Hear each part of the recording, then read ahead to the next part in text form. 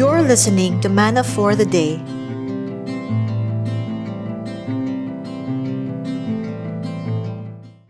Nahihirapan ka bang mag-decide kapag maraming options o choices na nasa iyong harapan? Kapag nasa isang buffet restaurant ka, maaaring nalilito ka sa dami ng pagkain, pero ayos lamang dahil mapipili mo ang mga pagkain na gusto mo at lagpasan ang mga karaniwan na sa iyo o yung mga pagkain na hindi mo gusto.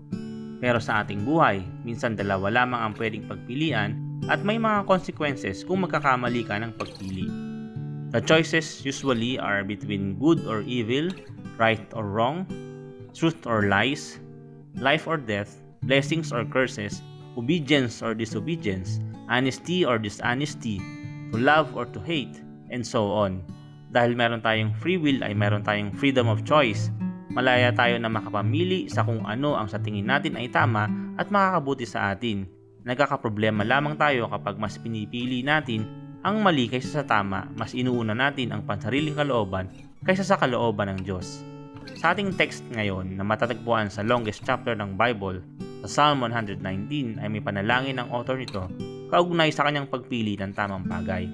Sa Psalm 119 verses 29 to 30 ay ganito ang sinasabi: Keep me from the way of deceit and graciously give me your instruction. I have chosen the way of truth. I have set your ordinances before me. Sa Good News Translation naman, Keep me from going the wrong way, and in your goodness teach me your law. I have chosen to be obedient. I have paid attention to your judgments. Let us always choose the way of truth because it is the way of God. For the Lord is the God of truth. It is also the way of Christ, for He said in John 14:6, I am the way, the truth, and the life. And it is the way of the Spirit, for the Spirit bears witness, because the Spirit is truth.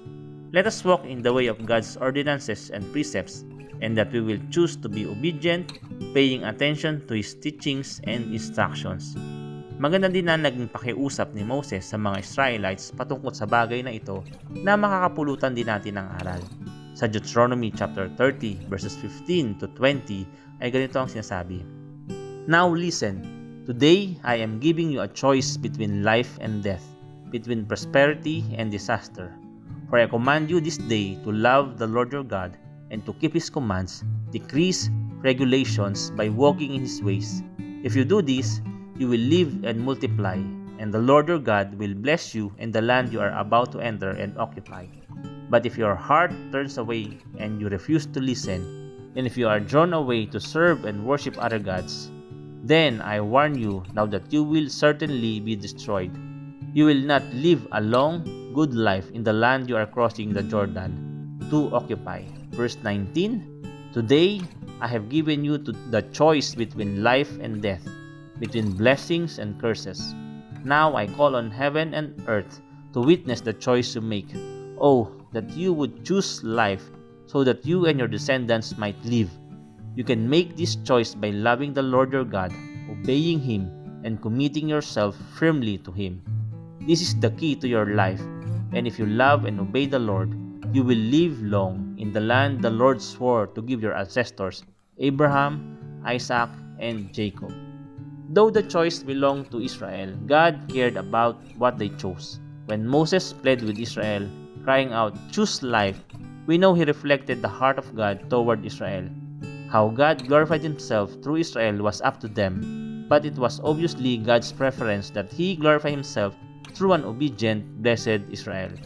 So ang pakiusap ni Moses, choose life.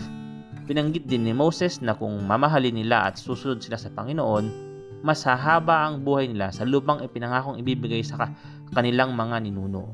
To love and to trust God means to obey His voice, gaya ng isang bata na tunay na nagmamahal at nakikinig sa kanyang ama. It also means to cling to Him, for if we really love and trust Him, we will be attached to Him.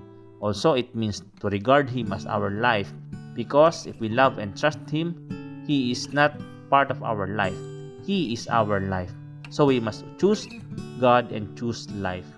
Sabi ni Crystal McDowell, when we intentionally choose God over our desires, we position ourselves to live a life without great regrets. Let us pray. O aming Diyos Ama, pinupuri ka namin at pinapasalamatan sapagkat napakabuti mo sa aming buhay. Sa kabila ng aming mga pagkakamali ay patuloy niyo pa rin kaming itinatama at ginagabayan upang hindi maligaw ang aming landas.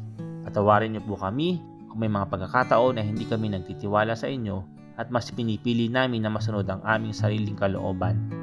Kaya amin pong dalangin na samahan niyo po kami sa bawat desisyon na aming gagawin at sa bawat takbang ng aming buhay upang mas mapili po namin ang tama kaysa sa mali, ang makasunod kami sa inyong kautusan at sa inyong kalooban.